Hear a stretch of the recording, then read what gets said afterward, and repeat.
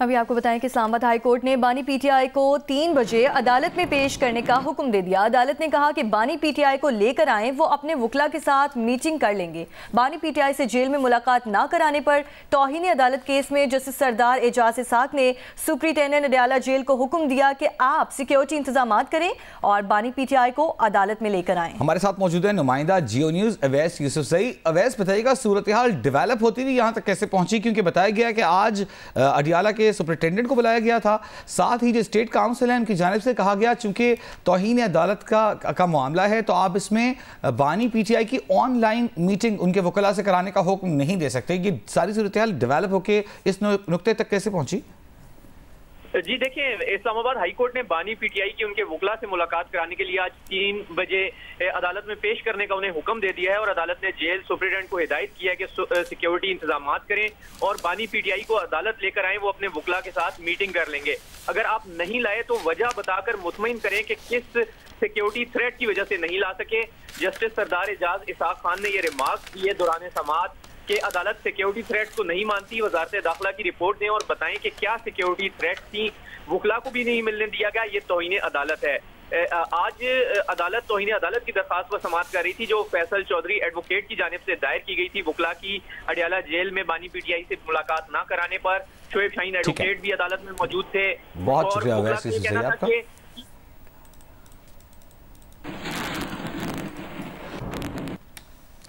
इसके अलावा इस्लामाबाद के स्पेशल जज सेंट्रल शाहरुख अंजुमन ने बानी पीटीआई की एहलिया बुशरा बीबी की रिहाई की रोकार पर दस्तखत कर दिए हैं।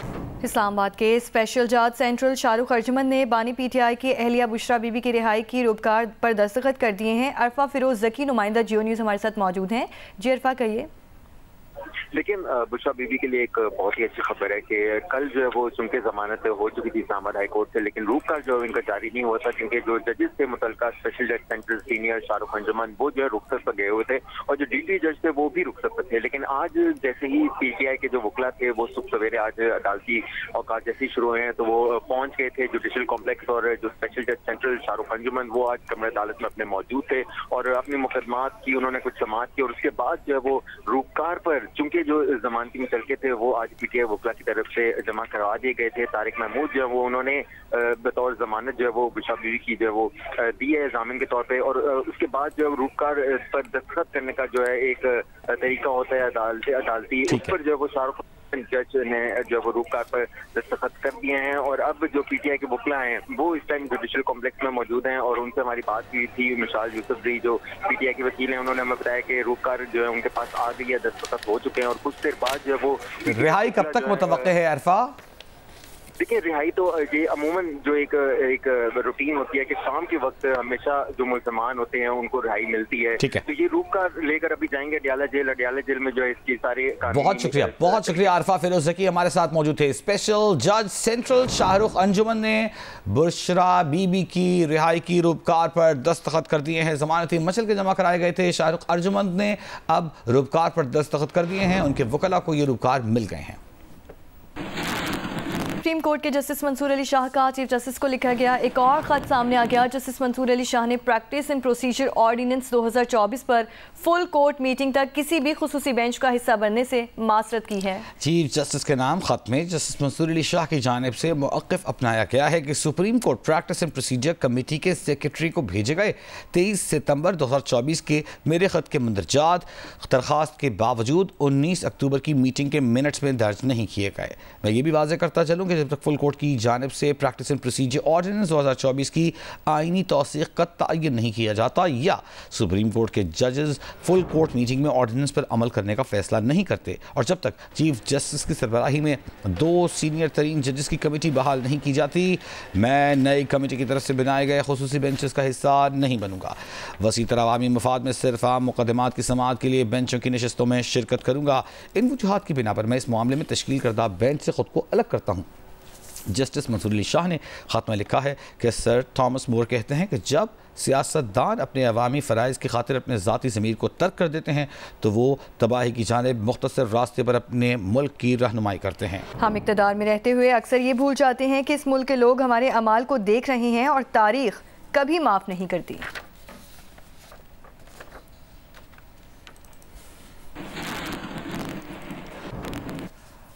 अहम खबर आपको देंगे। Army chief general Asim Munir ने पाक फजाइया के एक ऑपरेशनल एयरबेस का दौरा किया, जहां उन्होंने कसीर कौमी मश्क इंडस्ट्रियल 2024 का मुशाहिदा किया। पाक फजाइया के सरबराह air chief marshal Zaheeruddin Ahmed Babar Sidhu ने आर्मी चीफ का इस्तकबाल किया। पाक बहरिया के सरबराह एडमिरल नवीद अशरफ इस मौके पर मौजूद थे।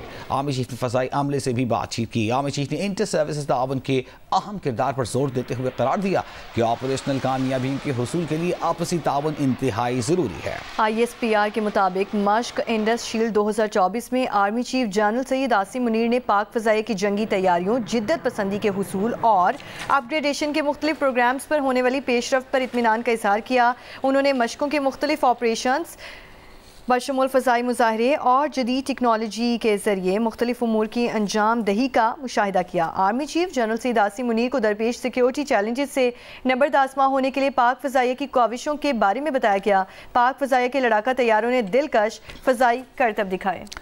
ISPR के मुताबिक इंडस शील्ड 2024 में army chief general Asim Munir ने पाक फजाइया की जंगी तैयारियों, जिद्दत पसंदी के हुसूल, अपग्रेडेशन के मुख्तलिफ प्रोग्राम्स पर होने वाली पेशरफ्त पर इत्मीनान का इजहार किया। बाद में उन्होंने मशकों के मुख्तलिफ ऑपरेशन बशमूल फ़ज़ाई मुज़ाहिरे और जदीद टेक्नोलॉजीज़ के ज़रिए मुख्तलिफ उमूर की अंजाम की निशानदही की।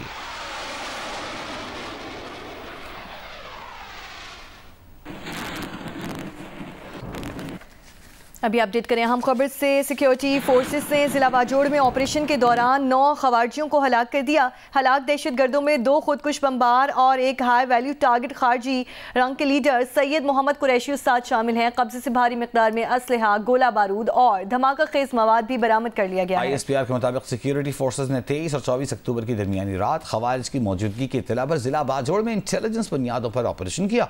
ऑपरेशन के दौरान सिक्योरिटी फोर्सेस ने खवारिज के मकाम पर मौसर तरीके से कार्रवाई की।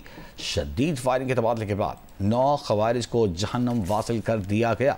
हलाक दहशतगर्दों में 2 खुदकुश बमबार जबकि एक हाई वैल्यू टारगेट खारजी रिंग लीडर सैयद मोहम्मद कुरैशी उस्ताद शामिल है। ISPR का कहना है कि हलाक होने वाले खवारिज के कब्जे से भारी मिक़दार में असलहा, गोला बारूद और धमाका खेज मवाद भी बरामद हुआ, जो सिक्योरिटी फोर्सेस के साथ साथ मासूम शहरियों के खिलाफ मुतअद्दिद दहशतगर्दाना सरगर्मियों में इस्तेमाल हुआ।